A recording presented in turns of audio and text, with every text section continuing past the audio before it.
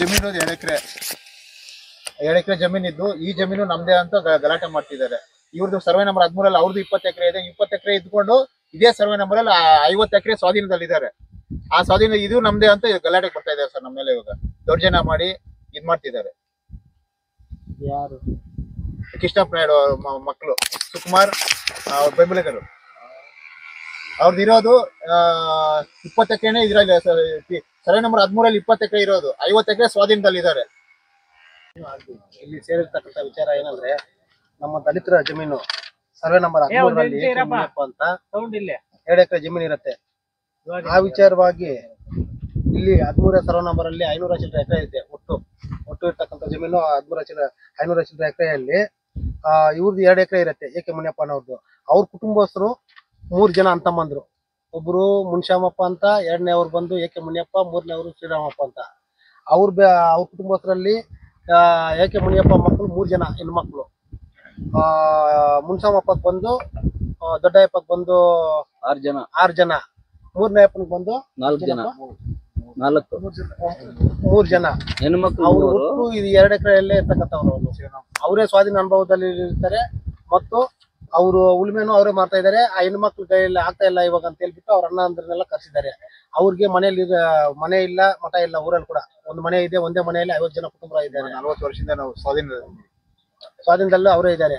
ಅದಕ್ಕೋಸ್ಕರ ಇವಾಗ ಏನ್ ಮಾಡ್ತಾ ಇದಾರೆ ಅಂದ್ರೆ, ಬಂದು ಅವರು ಸ್ಟೇ ವೇಕೆಟ್ ಮಾಡಿಬಿಟ್ಟು ನಮ್ದೇ ಜಮೀನು ಅಂತ ದೌರ್ಜನ್ಯದಿಂದ ಅವ್ರು ಮಾಡ್ತಾ ಇದ್ದಾರೆ. ಯಾರು? ಸುಕುಮಾರ್ ನಾಯ್ಡು, ಅವ್ರ ಬೆಂಬಲಿಗರು ಹಾಕಿರ್ತಕ್ಕಂಥ ಯಾರಪ್ಪ ಅವ್ರ ಹೆಸರು? ಜಾಸ್ತಿ ಚೆನ್ನಾಗಿದ್ದಾರೆ. ನವೀನಪ್ಪ ಎಲ್ಲ ಇದ್ದಾರೆ. ಅವರು ಅಣ್ಣ ತಮ್ಮ ನವೀನ್ ರಾಮ್ ಮುಂದೆ ಗೊತ್ತಿರೋ ಹೆಸರು ಹೇಳ್ರಪ್ಪ ನಮ್ಗೆ. ಗೊತ್ತಿಲ್ಲದೆ ಇರ್ತಕ್ಕಂಥ ನವೀನ್ ರಾಮ್ ಅವ್ರ ಬೆಂಬಲಿಗರು. ನವೀನ್ ರಾಮ್, ವಿನಯ್ ಅಂತ ವಿನಯ್ ಸುಕುಮಾರು, ವಿಜಯಲಕ್ಷ್ಮಿ, ಸರುಣಾ. ಅದರಿಂದ ದಲಿತರಿಗೆ ಇಲ್ಲಿ ಅನ್ಯಾಯ ಆಗ್ತಾ ಇದೆ. ದಯವಿಟ್ಟು ದಲಿತರಿಗೆ ನ್ಯಾಯ ಕೊಡಿಸ್ಬೇಕಾದ್ರೆ ನಮ್ಮಲ್ಲಿ ಕಳಕಳಿಯಿಂದ ಮನವಿ ಮಾಡಿ. ಏನು ಈ ಕಂಗಾಂಡಹಳ್ಳಿಯ ಪಕ್ಕದಲ್ಲಿ ಇರತಕ್ಕಂಥ ಐವರಹಳ್ಳಿ ಗ್ರಾಮ, ಇಲ್ಲಿ ದಲಿತರಿಗೆ ದಿನನಿತ್ಯ ತೊಂದರೆಗಳೇ. ಒಂದು ರೀತಿ ಇಲ್ಲ ಅಂದ್ರೆ ಇನ್ನೊಂದು ರೀತಿ. ಯಾವ್ದಾದ್ರು ದಲಿತರು ಈ ಊರಲ್ಲಿ ನೆಮ್ಮದಿಯಾಗಿ ನಿದ್ದೆ ಮಾಡಂಗಿಲ್ಲ, ಬದುಕಂಗಿಲ್ಲ. ಯಾರಾದ್ರೂ ಒಬ್ರು ತೊಂದರೆಗೆ ಒಳಪಟ್ಟೇನೆ ಇರ್ತಾರೆ.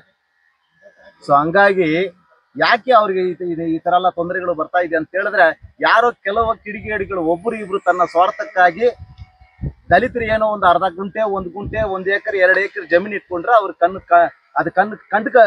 ಕಣ್ಣಲ್ಲಿ ಕಂಡು ಬಿಟ್ರೆ ಸಹಿಸ್ಕೊಳ್ಳಕ್ ಆಗೋದಿಲ್ಲ ಅವ್ರಿಗೆ. ದಲಿತರು ಅವ್ರ ಮನೆಗಳಲ್ಲಿ ಜೀತಗಾರರಾಗಿ ಇರಬೇಕು.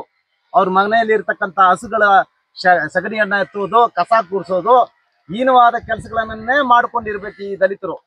ಯಾವ್ದೋ ಒಂದು ಅರ್ಧ ಎಕರೆ 1 ಎಕರೆ ಜಮೀನ್ ಇಟ್ಕೊಂಡ್ಬಿಟ್ರೆ ಅವ್ರು ಸಹಿಸ್ಕೊಳಕ್ ಆಗೋದಿಲ್ಲ.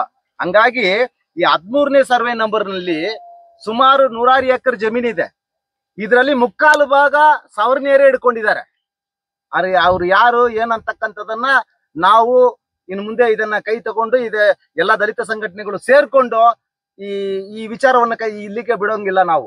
ಮಾಧ್ಯಮದವರಿಗೆ ಹೇಳಕ್ ಇಷ್ಟಪಡ್ತೀನಿ, ಒಬ್ಬರಿಗೆ ಕನಿಷ್ಠ ಪಕ್ಷ ಅಂದ್ರೂ ಜಾಸ್ತಿ ಅಂದ್ರೂ ಒಂದು 5 ಎಕರೆ ಸಾಗುವಳಿ ಚೀಟಿ ಮುಖಾಂತರ ಕೊಡ್ಬೋದು. ಆದ್ರೆ ಇಲ್ಲಿ ಸರ್ವೆ ನಂಬರ್ 13ರಲ್ಲಿ ವಿಜಯಲಕ್ಷ್ಮಿ ಅನ್ನೋವರಿಗೆ ಟೋಟಲಿ 20 ಎಕರೆ ಜಮೀನನ್ನ ಇವರಿಗೆ ಮಾಡಿಕೊಟ್ಟಿರ್ತಾರೆ. ಯಾವ ಆದೇಶದ ಮೇಲೆ, ಯಾವ ಆಧಾರದ ಮೇಲೆ ಇವರಿಗೆ 20 ಎಕರೆ ಜಮೀನನ್ನ ಮಾಡಿದ್ದಾರೆ ಅನ್ನೋದು ಒಂದು ಪ್ರಶ್ನೆ. ಉಳಿದಂತೆ ಇದೇ ಸರ್ವೆ ನಂಬರ್ 13ರಲ್ಲಿ ಏಕೆ ಮುನಿಯಪ್ಪ ಅನ್ನೋರಿಗೆ 2 ಎಕರೆ ಜಮೀನು ಕೂಡ ಅವರ ಹೆಸರಲ್ಲಿ ಇರುತ್ತೆ.